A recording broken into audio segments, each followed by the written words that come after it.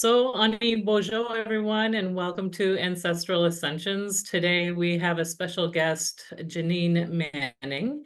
And Janine's going to go ahead and introduce herself and tell us what she does for us today. Ani Bojo, miigwech for inviting me to your podcast. So my name is Janine Manning. I am the executive team lead of the Indigenous Peoples Resilience Fund. So I lead a national Indigenous charity, and we are dedicated to supporting Indigenous folks from coast to coast to coast with their community projects for resilience and revitalization. Um, and so I guess you could call me an Indigenous person in philanthropy or an Indigenous philanthropist.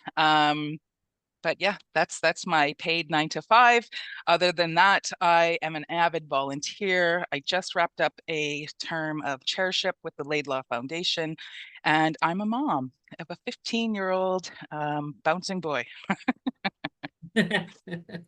Nice. So, what made you get into this area or line of work that you're currently doing?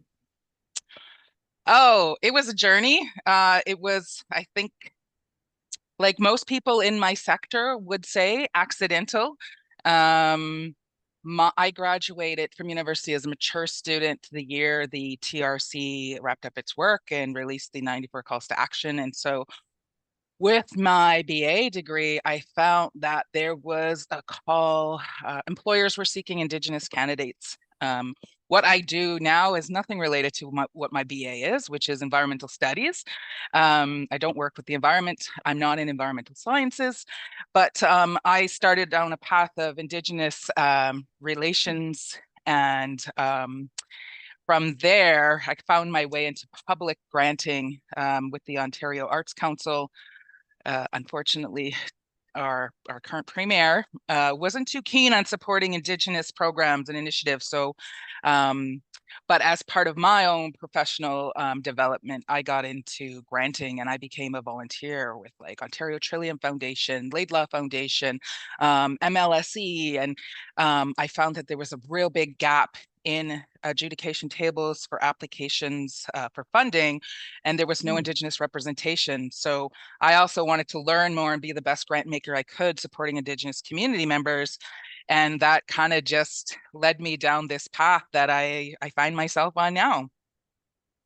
Wow, that seems like a lot. Maybe we can break that down a little bit in just a bit. But what I wanted to really ask you about is what your life was like before you got into doing your professional career. So how did you get into going to university? How old were you when you went to university? Those kinds of things. Sure, great questions. I did not take a traditional linear path to post-secondary. In fact, I didn't even finish high school. I unfortunately suffered a great personal loss when I was a teenager that really traumatized me. It led to me dropping out of school. It led to me leaving home, both at the age of 15, and I found myself in Toronto, not yet 16. Toronto was actually where I was born and raised, but we had relocated back to our community, the community we're from, Chippewas of Nawash. And so I was alone, working, waitressing, bartending eventually, um, and then eventually hairdressing. But so I didn't have any formal education past grade 9 until I was forced to get a GED when I was 25. When I went to hairdressing school, in order to go to cosmetology school, I needed a GED. So I wrote that. Um, and I was a hairdresser for about 4 years. And then I got laid off when I was pregnant. I didn't want to be a hairdressing mom because I had to work 60 hours a week just to make ends meet. And that was without a child. So an opportunity presented itself. My friend was the executive director of the Native Women's Resource Center in Toronto, and she had welcomed York University Women's Studies program into the space to support Indigenous women bridging into university. And she said, you have to get in here and you have to be in this. You're so intelligent and you need to be in post-secondary. She said, this is a way to bridge bridge in and, jump over all those barriers that often come with post-secondary, the application fees, navigating the application, getting referrals, not having a traditional high school degree. And so I did that while I was pregnant. I was actually about 28, 29 years old. And I was unfortunately the only one of 20 Indigenous women who successfully completed that bridging program. And so I was offered admission into York University. No application fee. They basically said, you've been accepted based on your grades in this bridging program, pick your courses. Wow. And yeah, I don't think without that opportunity, I would have been able to hurdle those barriers as a pregnant woman or as a single mom. And I actually started university, a mature student. I was 29 and my son was only 3 months old. So Wow. yeah, I just knew that as a mom, that was, being responsible for another human was my turning point to kind of do better for myself, and offer him a life that I never had, opportunities that I always wanted for. And so I actually graduated university with honors, an honors degree. So I did 4 full years when he had not even turned 4 years old. So Wow. yeah, that, Awesome. so I sing the praises of that opportunity. Mhm. And I also try to encourage, other women and mature students to look into transitional year programs, bridging programs and stuff, because if you don't have that background, if you didn't take the linear path in education, if you're not familiar with writing essays, if you're not familiar with, the academic research, it opens up, it introduces all those things to you to kind of ease you way into academic life and post-secondary. Absolutely. Yeah, I didn't do that either, actually. I didn't graduate. I was 40 years old actually when I graduated high school, but it was after, of course, taking some college programming. And I did the same thing. I had two children and I moved to London from our home community and applied as a mature student and had to do the English entry exam into Fanshawe College with which I wanted to get into child and youth work just simply with the issues that we deal with, living Mm-hmm. on reserve, being kind of isolated, and all the intergenerational trauma that I didn't even think impacted me until I went to university many years later.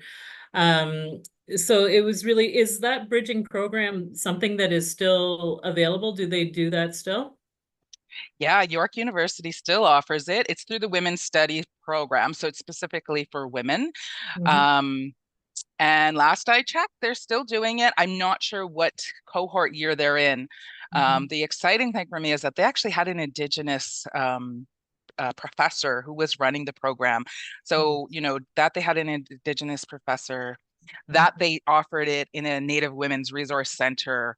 Mhm. They really knew how to make the opportunity inclusive and accessible to Indigenous women. And I believe they do that twice a year, and they'll go to like Jane and Finch and support like the community there. And they'll, I'm not sure if they're continuing their partnership with Native Women's Resource Center or another Indigenous organization, but yeah, they do targeted outreach to, um, you know, support community members of equity deserving groups. Awesome. That's amazing. And, Mhm. and I really do feel like, our ancestors guide us to those opportunities. And for you to be the only graduate from that program really does, tell you a lot about how much our people are still suffering out there, but that Mhm. there is ways to move through it. So you talked about that trauma as a teenager. Was that something that you also got to address through the bridging program, or how did you end up getting beyond that? Admittedly, I will say it took me many, many years to get moved beyond that trauma. I was high functioning. I've always been high functioning. I wouldn't be surprised if later in life I'm diagnosed with, you know, um, some form of neurodiversity, because I know that I'm not neurotypical. But I'd say it took 25 years, honestly. 25 years I carried that trauma. And just even thinking about how long I carried it Mhm. unnecessarily, because at such a young age, what I needed was not available to me in community. What I Mhm. needed was grief therapy, grief counseling. Yeah. Um, and that wasn't available to me. So, I turned to really negative coping mechanisms. And I'm not ashamed to say that, alcoholism was a big part of my life, to cope with the feelings that were pent up because of my trauma. And I think I just learned, and I put myself, whether by choice or by force, I worked in environments that I shouldn't have been in as a teenager. I was, working in bars. I was hairdressing. Everyone I worked with was older. There was always negative influences, but I managed to always work, always pay my bills. But there was always that pain that lingered. And it wasn't until I was older, and, university really, really helped. Although I took environmental studies, my concentration was in was in politics. So I really focused on all the Indigenous studies courses that were related to environment, like environmental racism, politics that affect migration and environmental refugees, and that's when I started really learning about things like intergenerational trauma, um, you know, and displacement. I had a really good friend in university. Your listeners might be familiar with him, Jesse Thistle, and he ended up writing a book about his traumatic experience growing up. And his book is called From the Ashes. And he did a lot of research. He found sobriety. He kind of, went to university and started unpacking all his trauma. And, I learned a lot from him about, the different types of Indigenous homelessness. So he had done a research project and asked me to be a community member advisor. And he had defined how, like, these 11 or 12 characteristics of to be Indigenous, of ways in which Indigenous folks can be homeless. And it wasn't just simply to be without a roof over your head. It was to be displaced from community. It was to be disconnected from your culture. It was, intergenerational trauma, and how that affects poverty and stuff like that. And it was very eye-opening. And I actually contributed to his research in a way that said there's something felt missing for me, because being born and raised in Toronto, and then having gone back to community 3 times, and struggling with the lack of housing, I knew that there was a type of homelessness for us that was returning home homelessness. Like, you want to go home, you want to be a part of your community, but infrastructure is an issue, and so therefore you can't. And so that was what I contributed to that project. And um, I don't even know where I'm going with this. But yeah, It's great. back to the trauma, Mhm. I always felt disconnected, and not by choice, right? Like, I always had desires to be more connected to community, family, culture. And so, I think that's where the urban indigeneity, the urban Indigenous community, kind of filled that void, but it was never really there. And when I learned about Jesse's addictions and Jesse's, trauma, I thought, I think it's time that I really address mine. And Mhm. because I knew that there was underlying reasons that I was the way I was. And so that's when I kind of started really doing my healing work and unpacking things when I was about 29, 30, when I became a mom, when I started university, when I knew I couldn't drag that grief, further down the road, because it was going to hinder my success, post graduation. And yeah, it was a struggle. It continues, you know, to live in the back of my mind, and I continue to actively acknowledge that, I have to work to overcome what the things that I've been through in my past, that I have to reach out for help when I need it. And I think um, one of the best gifts that my trauma gave me was the gift of empathy, that, I can see other people, and know that, they're worthy of love, they're worthy of acceptance, they're worthy of second chances and opportunities and stuff. So Yeah, I think when I think about trauma and I think about intergenerational trauma, I often think about the phrase people use about being an alcoholic, like I'll always be an alcoholic, often Mm, people will say. And I often think I'll always be traumatized. It's just about developing, using the tools that I need to, be the best version of myself despite that trauma, that traumatization, and just continually upgrading those skills as I would as an employee, so that I can be the best version of myself. mm-hmm. And so do you think that you were spiritually guided then at that time to start to look at that in a more healthy way? Like and when I say that, I don't want it to make it sound like it's more than what it is, because I do feel that we all are spiritually guided. It's that inner voice that we have within us. Hmm. And I really like the fact that you make a really good point around that trauma, that each and every day, yes, you still have to, work your way through whatever that is that happened, back when you were a teenager or throughout your lifetime. I think that, we have several incidences, and more so, I think, than most people, even in terms of grief, with how many people that we lose, Hmm. that are so close to us yearly Hmm. yearly.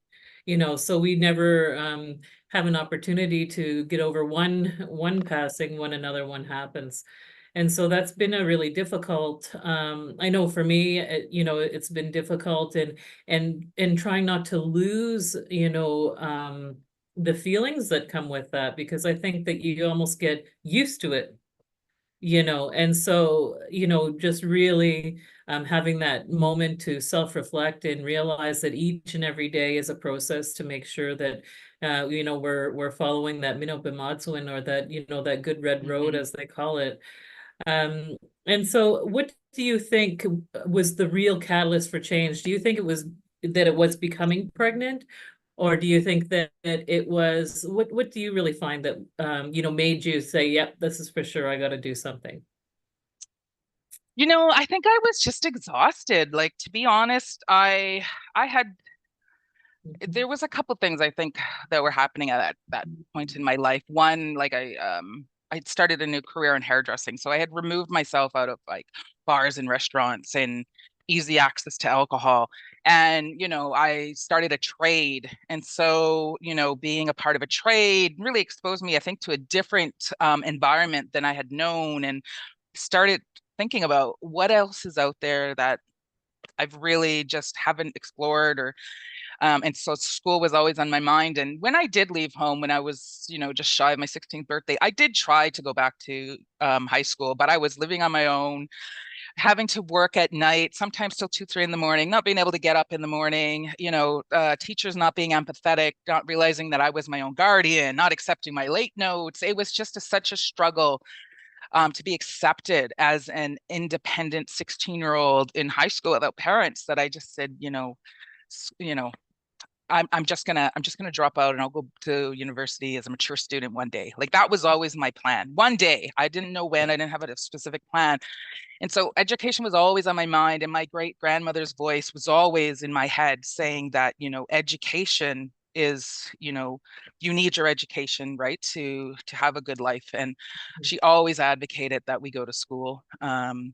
And I know I disappointed her when I left school, but I think she really understood that, I was really grieving. So I had to do what I had to do. Um, and then I think it was becoming, like, into my motherhood, or my, that journey into motherhood, that said, it's not just about me anymore. Like, I really, like, where I might have effed up on my responsibilities to myself, I didn't want to mess up, my responsibility to my child. And I Mhm. started surrounding myself with people who were positive. I started surrounding myself with people who had achievements that I desired, like education. And I kind of felt like I was kind of learning silently from them, like what were opportunities and stuff like that. And so, my best friend Cherie Dimline is an example of that. She also is very frank about leaving high school prematurely, and being a teenage mom, and she became a published author and, international award-winning author. And she was the one who said, as an executive director of that resource center, like, you need this is for you, right? So I think that there have always been people in my path, kind of guiding me, whether consciously or subconsciously. I don't know if I would have found that program if not for Cherie, who really encouraged me, to start my post-secondary education. Mhm. So yeah, those were kind of the things that were happening. Like, I think it was always in my mind that I was going to go back to school. It was a matter of when, it was a matter of opportunity, because, you know, we aren't all born of privilege, right? We don't always have those people surrounding us who are college degrees, who have college degrees. And it's hard when you're the first and only person in your family to go to university. Like, you Mhm. don't know what the experience is that awaits you. You don't have someone to turn to guide you. And so yeah, it was I I do feel I was spiritually guided. I do feel like there were people either who put themselves or were put in my path. I do always feel, my great grandmother's words, and the encouragement of those that I surrounded myself with who were positive influences on me as opposed to the negative.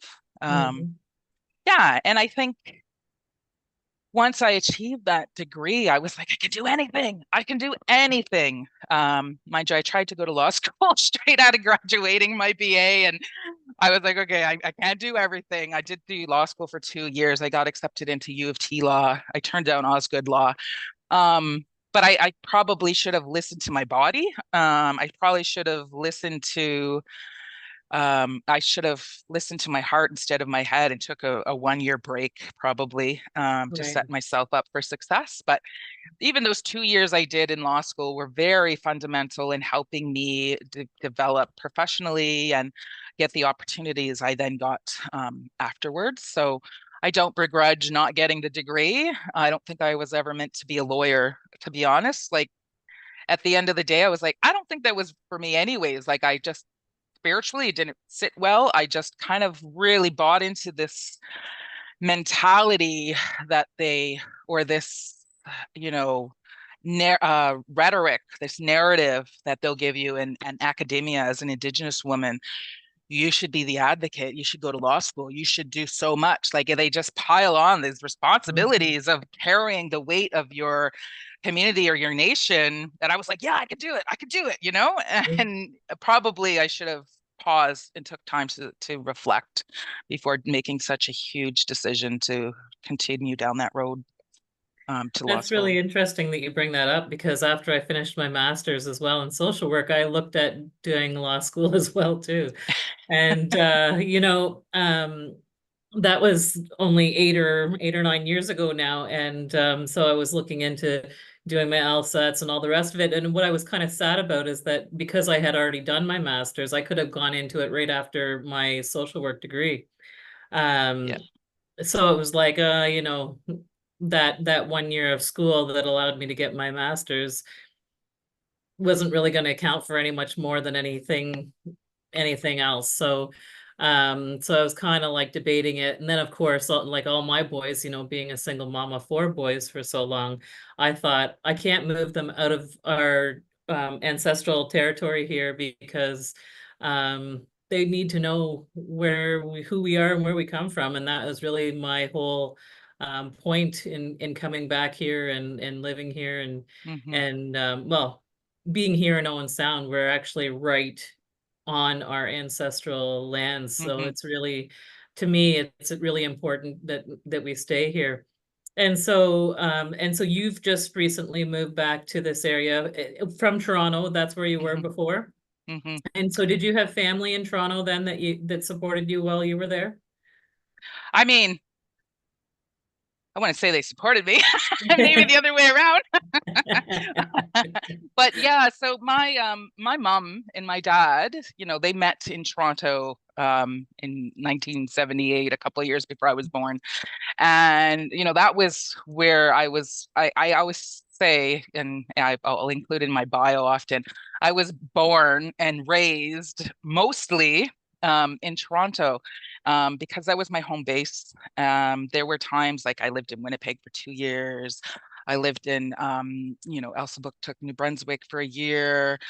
My family moved down to Minnesota for a year, and it was often to follow my dad, who was a construction worker. He was an artisan bricklayer, so we would follow his jobs. But it was always right back to Toronto because that's where my maternal family went, from the reserve, from Cape. They moved to Toronto, so that's where all my aunties, my uncles, my cousins were, Mhm. back in the day. And yeah, I mean, as a adult, the only time away from Toronto I had was I spent 4 years in New Orleans bartending, from 2001 to 2005. I came home right before Hurricane Katrina. So when you talk about spiritual Wow. guidance, Wow. yeah, it was funny because I feel, as though I was guided home, right Mhm. before Katrina. And it's when I met my son's father. So I do, often feel, spiritually guided, or I think things are more than coincidental that they happened the way they Absolutely. did. Yeah. Yeah, so yeah, Toronto's always been home base. Everyone has kind of like grown and developed and moved and done their own thing, but my mom and my brother are still there, my auntie, many cousins, but actually many of us have moved back to Owen Sound. So yeah, I moved my son back here December of 2022. And it is a great accomplishment for me as a single mom to have bought my own home. Mhm. And that's definitely something I wouldn't have achieved, had I not gone back to post-secondary, achieved my education, because I was having to hustle just to make ends meet as a hairdresser, and working too many hours. I don't think I would have been able to save, as I could from a cushy administrative job. Yes. Yes. So yeah, that's we've been here for a year and a half, and much like you, um, I kind of felt like it was coming full circle. It's just 2 generations later since my mom left home where she was born and raised, and we're back in our ancestral territory. And that's a really important thing for me and for my son. And I just signed him up yesterday for camp at, the park, and that's what I wanted for my son. I wanted him to, be connected to the land and community, and for myself too.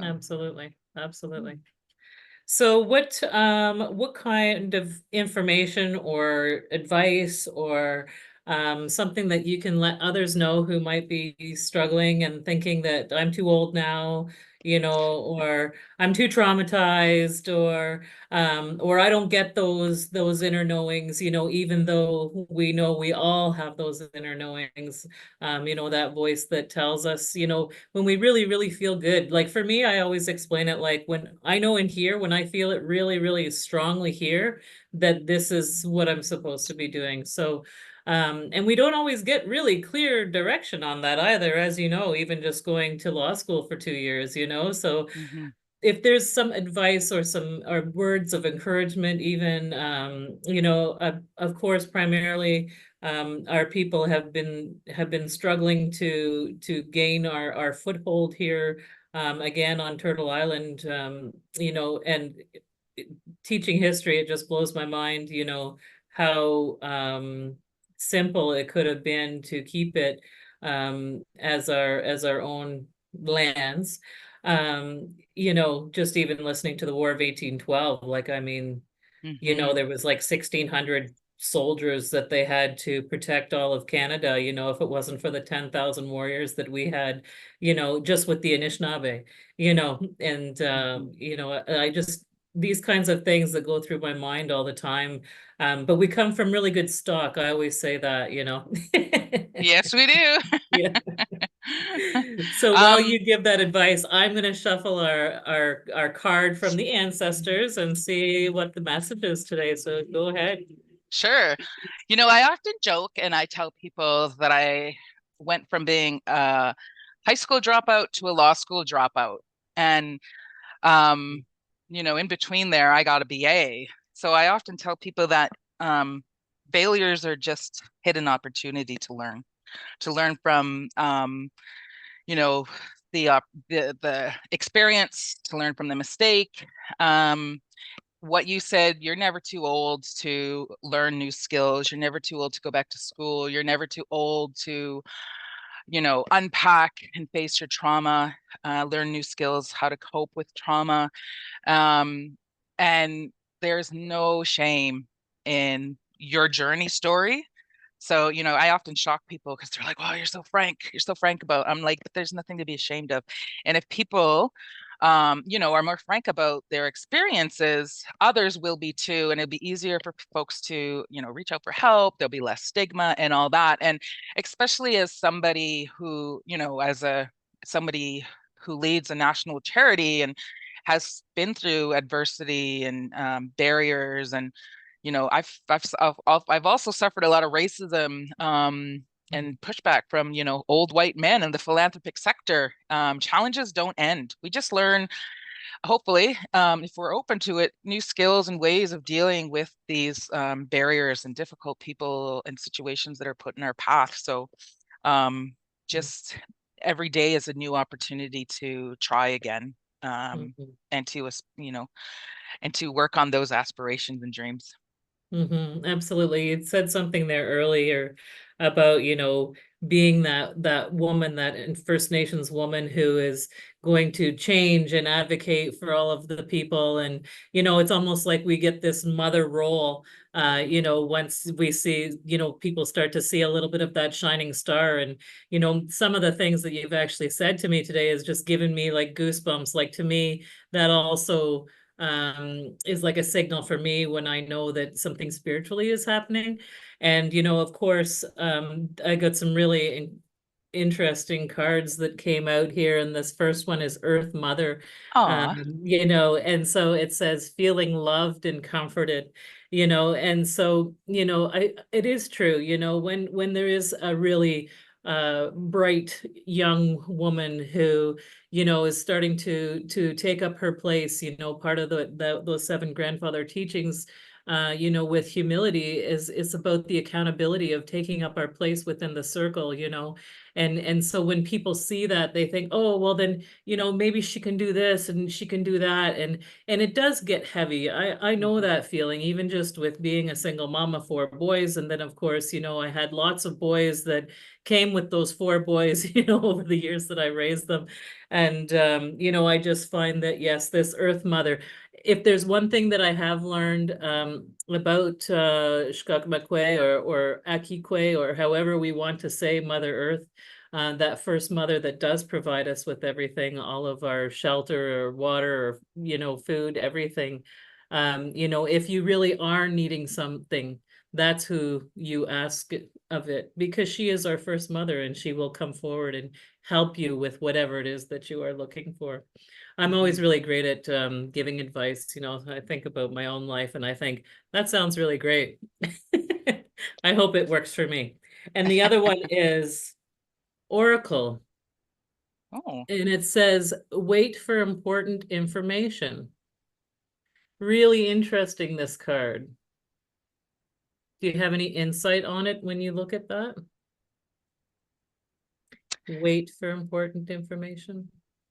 Um, it makes me think about like pausing and reflecting, like and kind of segueing from the Earth Mother card is that you really need to be able to you have to be conscious of how much you can carry, right? And Mm, sometimes that means you need to stop and think and pause and reflect and you know, a, you know, seek those answers. I know there's been many times when I've taken on too much and to the detriment of my health, and to the detriment of my son's, attention. Like mhm, um, and I have to really weigh what it is that I'm able to take on, mhm.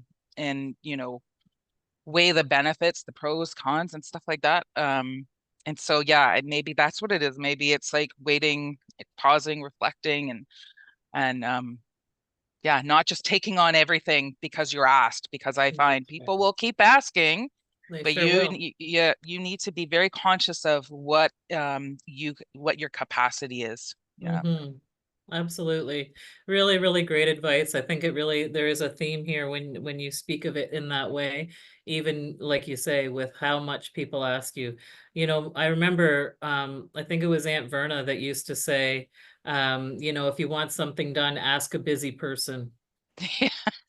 You know, so I think about that a lot. I think about all these little tidbits of information that I got to hear from Aunt Verna, but yeah, I think that's a really good piece of advice. So thank you so much, Janine, for being a part of Ancestral Ascensions. I really do feel that, you know, sharing our stories like this really do help others, you know, to just keep on keeping on. You know, this is what Mm-mm. we're here to do, you know. Well, I am honored to have been invited. So this was a lovely way to spend part of my afternoon. Mm-hmm. Thank you. Okay. Yeah, big wetch and bum up. Okay. Mama B.